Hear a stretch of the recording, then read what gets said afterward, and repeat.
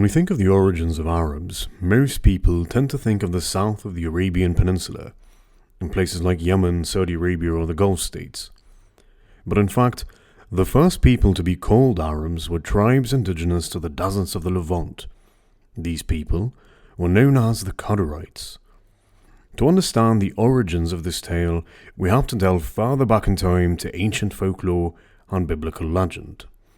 According to legend, in the ancient deserts of Arabia, Ishmael, firstborn son of Abraham, had 12 children. But, much like his father Abraham, it is the first two sons that end up mattering the most, Nebaioth and Kedar. The Arab tribes who trace their lineage to these two sons of Ishmael are known as the Ishmaelites. Kedar and his descendants, the Qedarites, would become the first people in recorded history to be referred to as Arabs, and form the first Arab kingdom, the Kingdom of Kedar. The Qedarite Kingdom was a tribal confederation that arose in the deserts of the Levant and northwest Arabia around the 8th century BCE, controlling territory that ranged from northern Iraq to Palestine, Syria, and eventually expanding as far as the Nile Delta by the 5th century BCE at the height of the kingdom's reach. The first documented king of the Qedarites is King Gindibu, who is described in Assyrian inscriptions as having led the armies of the Qedarites into the Battle of Karkar in 853 BCE, in an alliance with the Aramean king Ben-Hadad against the Assyrian Empire. The Kirk monolith inscriptions, which describe this battle, are the first instance in recorded history where Arabs are mentioned as a distinct group. The monolith describes an alliance of 12 kings meeting on the battlefield against the Assyrian Empire.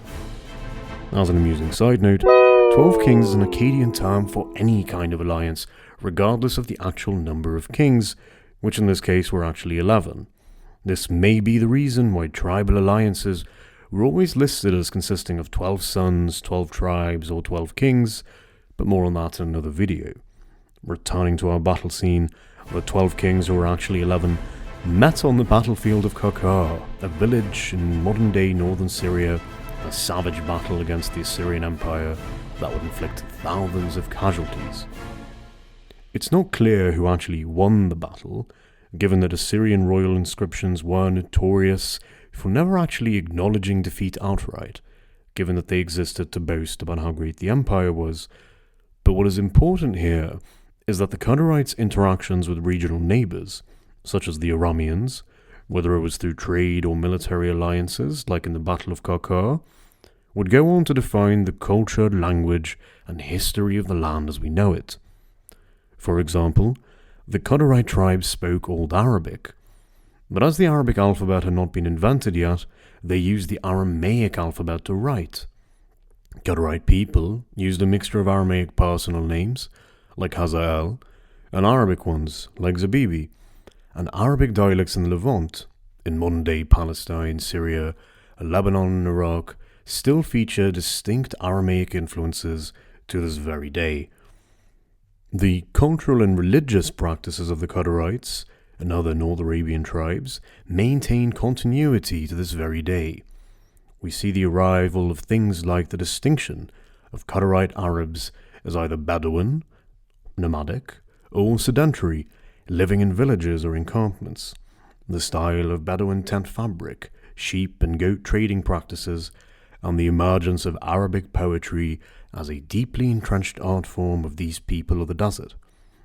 The Qedarites would also practice Arab religious rites, such as ritual sacrifice, seasonal pilgrimage, and see the rise of Arab polytheism, with the worship of idols, asnam, and images, wathan, and pagan gods such as Elat, that were present in Arab polytheism until the rise of Islam almost 1,000 years later. Ancient Arab tribes, like the Qedarites, would also create holy sanctuaries, harams or muharrams, around significant natural sites like a spring or a sacred tree. These shrines would have an appointed guardian, a kahin, who would protect and oversee religious practices at these sanctuaries. Arab tribes and villages in Palestine and Syria would go on to maintain similar shrines to this very day known as maqams, with almost every village containing a maqam until the ethnic cleansing and destruction of hundreds of Palestinian villages in the Nakba in 1948.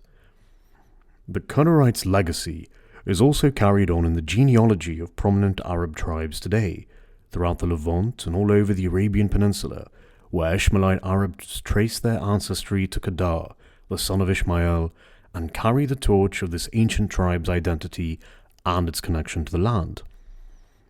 It is unclear exactly when the Qedarites ceased to exist as a distinct kingdom, the Qedarites being long-standing allies of the Nabateans, a neighbouring Arab tribe traditionally descendant from Ishmael's eldest son, who we mentioned earlier in the video, Nebaioth, the brother of Qedar.